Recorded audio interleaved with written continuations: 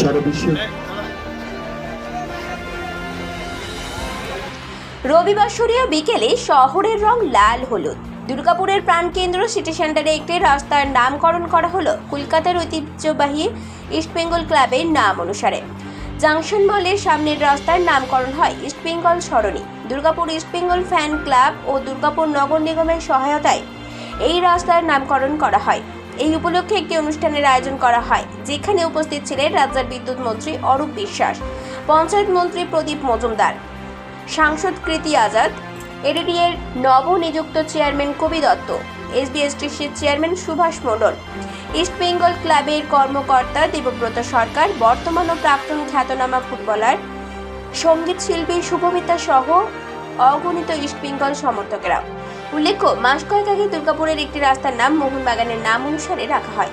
তারপর থেকে শহরের ইস্টবেঙ্গল ফ্যানেরা ইস্টবেঙ্গলের নাম অনুসারে একটি রাস্তার নামকরণের উদ্যোগ নিতে থাকে। সেই অনুষ্ঠানই সম্পন্ন হয় রবিবার।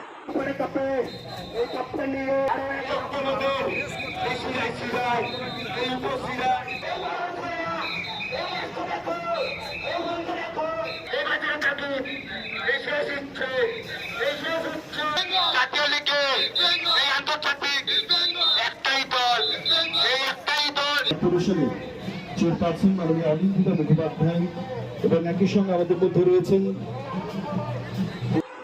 দুর্গাপুর থেকে কৌশিক বাসুর রিপোর্ট, 99 নিউজ বাংলা।